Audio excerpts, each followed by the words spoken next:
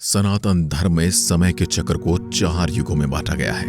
इनके बारे में हम सब जानते हैं, जो हैं सतयुग, द्वापर युग, त्रेता युग और कलयुग।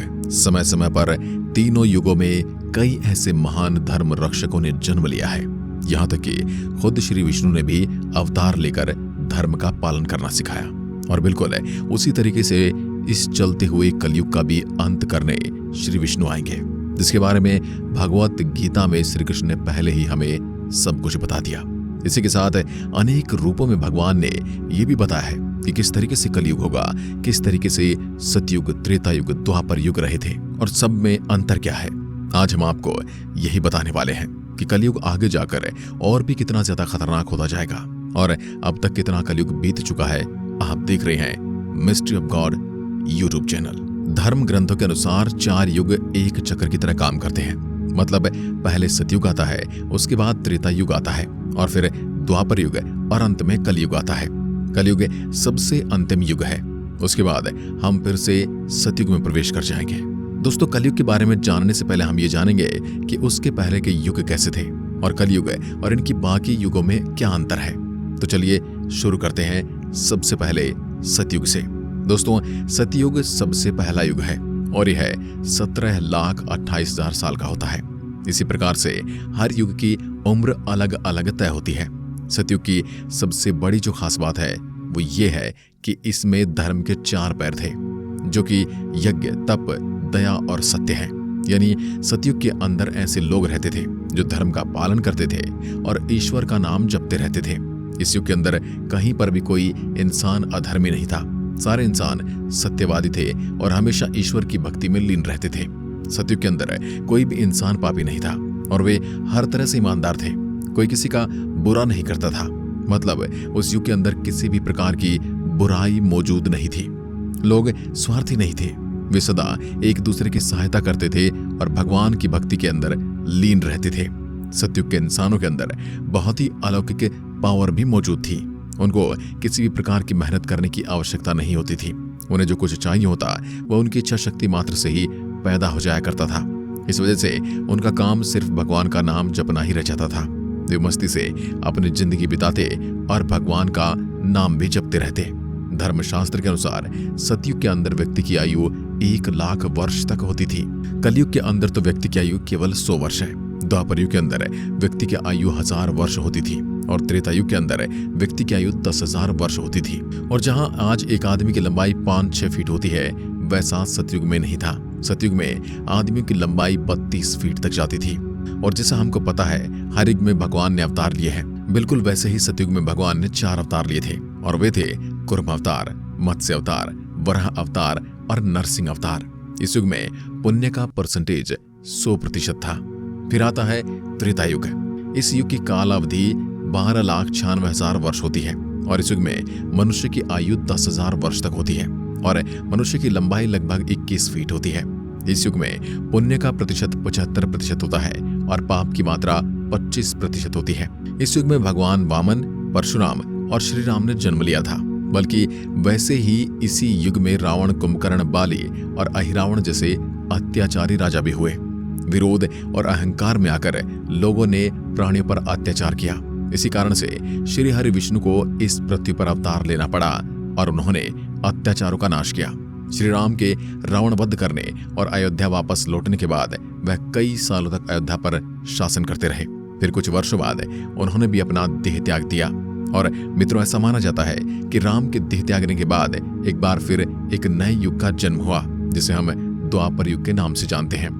इस युग में पाप तो था, लेकिन उसके बाद भी धर्म का पालन लोग करते थे और इस युग में धर्म का एक स्तंभ ही खत्म होता है, बाकी 3 स्तंभ सही सलामत होते हैं। फिर आता है द्वापर युग। द्वापर युग में श्री हरि ने कृष्ण के रूप में जन्म लिया। इस युग की काल अवधि 2400 दिव्य वर्ष अर्थात 8,64,000 मानव वर्ष मानी जाती है। इस युग में मनुष्य की आयु 1000 वर्ष तक हुआ करती थी। इस युग में पाप की मात्रा 50% थी। द्वापर युग को पापों का युग भी कहा जाता है। चारों ओर अधर्म अपना पैर फैलाने लगा था। तब भगवान श्री कृष्ण ने पापियों का एक एक करके नाश करना शुरू किया। जब महाभारत युद्ध के पश्चात सभी अधर्मियों का नाश हो गया, तब युधिष्ठिर को हस्तिनापुर का राजा घोषित किया गया। जिस समय युधिष्ठिर का राज तिलक हो रहा था, उसी समय गांधारी वहां पहुंची और उसने अपने सभी पुत्रों की मृत्यु का जिम्मेदार श्री कृष्ण को मानते हुए भगवान श्री कृष्ण को ही श्राप दे दिया। गांधारी ने भगवान श्री कृष्ण को श्राप देते हुए कहा, जिस तरह तुमने मेरे कुल का विनाश किया है, उसी तरह तुम्हारे भी कुल का नाश होगा। उसके बाद पांडवों ने 36 साल तक हस्तिनापुर राज किया। फिर गांधारी के दिए श्राप के कारण भगवान श्री कृष्ण की द्वारिका नगरी की स्थिति दिन ब दिन बिगड़ने लगी। लोग एक दूसरे को मारने लगे। अंत में हालात इतने बिगड़ गए कि पूरा यादव वंश ही खत्म हो गया। इसके बाद एक दिन भगवान श्री कृष्ण एक वृक्ष के नीचे विश्राम कर रहे थे। उसी समय किसी शिकारी ने भगवान श्री कृष्ण पर ही निशाना साध दिया। क्योंकि भगवान ने मृत्युलोक में जन्म लिया था, इसलिए मानव रूपी इस शरीर से उन्हें एक न एक दिन तो जाना ही था। उसके बाद भगवान श्री कृष्ण ने अपना देह त्याग दिया और वैकुंठ धाम चले गए।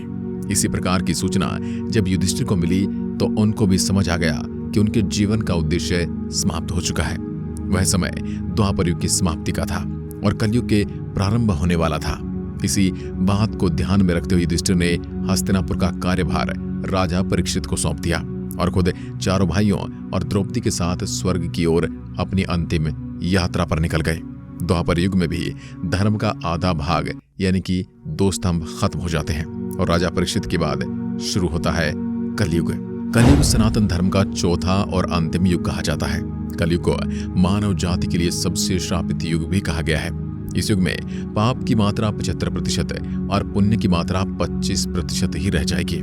इस युग में धर्म का 4 स्तंभ में से 3 स्तंभ खत्म हो जाएंगे और धर्म का एक ही भाग रह जाएगा, जो कहा जाता है दया। आज भी लोगों में कहीं न कहीं लोगों के लिए दया पर बाकी स्तंभ खत्म हो चुके हैं। इस युग यानी कि कलयुग की आयु 4,32,000 साल है। इस युग में मनुष्य की आयु 100 वर्ष और उसकी लंबाई 5 से 6 फीट तक बताई गई है। जो कलयुग के अंत आते आते मनुष्य की आयु 10 से 12 वर्ष होगी और इसकी लंबाई 5 से 6 इंच तक रह जाएगी, जो कि अभी कलयुग का प्रथम चरण ही चल रहा है। इस युग के अंत में भगवान विष्णु के कल की अवतार का जन्म होगा, जो कि इस संसार के अधर्म का विनाश करके पुनः सतयुग की स्थापना करेंगे। जैसा कि इस युग का भी प्रथम चरण चल रहा है और कलयुग की शुरुआत द्वापर युग के बाद हुई, तो पुराणों और विशेषज्ञों की गणना के अनुसार कलयुग अभी 5000 वर्ष पुराना ही है, जो कि अभी कलयुग का अंत आने में 4,27,000 वर्ष और बचे हुए हैं। कहा जाता है अभी तो कलयुग का गोल्डन टाइम चल रहा है, इसलिए इंसान फिर भी भगवान की भक्ति करते हैं। लेकिन कलयुग के अंत आते आते लोग इतने ज्यादा खराब हो जाएंगे कि लोगों को अपने स्वार्थ के सिवाय और कुछ दिखाई ही नहीं देगा।